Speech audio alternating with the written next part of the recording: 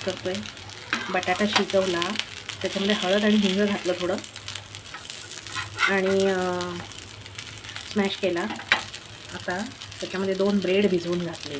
Patties करतो आहे आणि मग त्याचे असे मळून घेतला तो गोळा मीठ घालून आणि त्याच्या आता हे पॅटीस बरोबर आम्ही उसळ करून खाणार आहोत.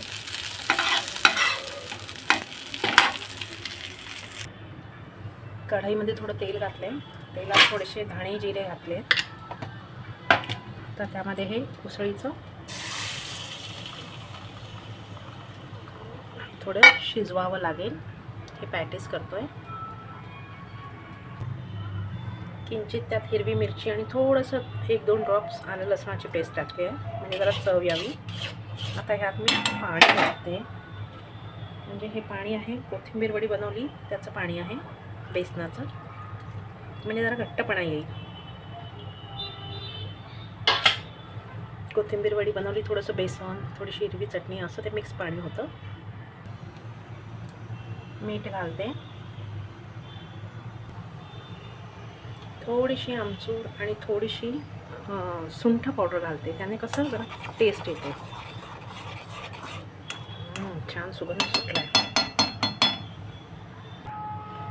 घट्टपणा यायला थोडी शिजवलेली तुरीची डाळ घातली आहे. हे असं हलवत राहायचं म्हणजे ते घट्टपणा येईल त्याला. पाणी आटायला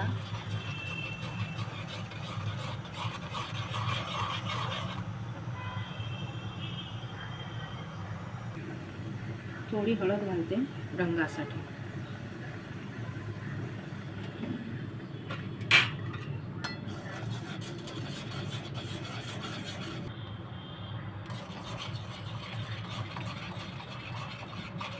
घट्टपणा येतोय आता. थोडं मीठ घालू. ती खाटावी लागते. आपला रवी असतो ना, हा स्टीलचा रवी आहे, त्याने ती मिक्स होईल.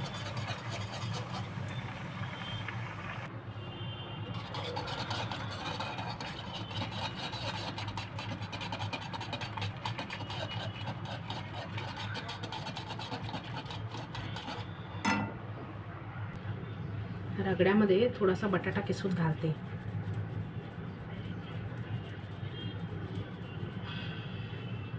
आणि नंतरचा हा कुस्करून घालते. छोटे छोटे चंक्स असतात बघा त्यात रगड्यामध्ये.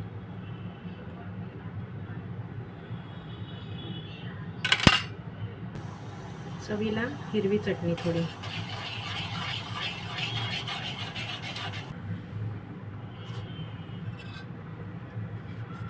ऐसे वरून वरून छोटे छोटे टमाटे कापून घेते. अभी हम रगड़ा तैयार करते हैं पैटीज. सबसे पहले डैडी को इनके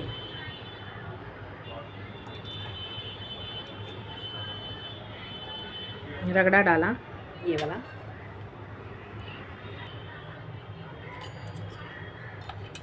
थोड़ा सा लाल मिर्च, थोड़ा सा गरम मसाला,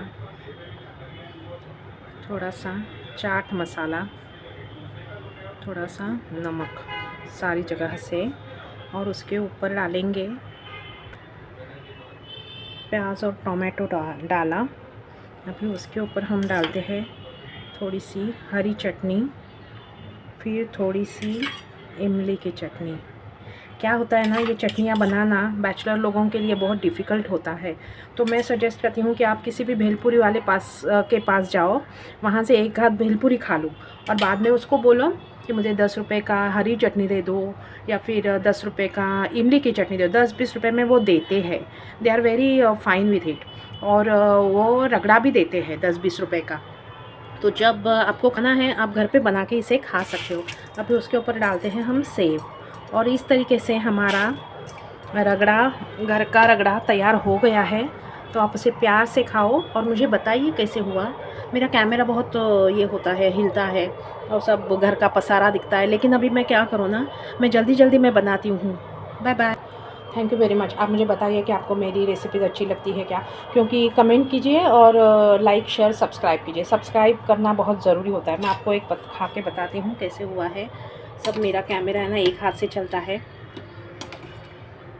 और इसके ऊपर एक चीज़ रह गई, उसके ऊपर लाइम डालना है। लाइम लाइम डालने से ये चीज़ें, भेलपुरी वाली सारी चीज़ें बहुत अच्छी लगती है। लाइम नहीं भूलने का।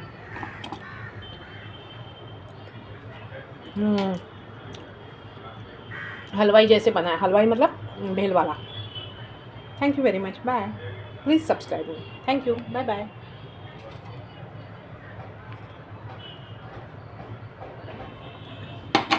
तो बना के दिखाती हूँ। अभी ये थोड़ा ऐसा फोड़ने का इसको। अभी उसके ऊपर हम डालेंगे रगड़ा।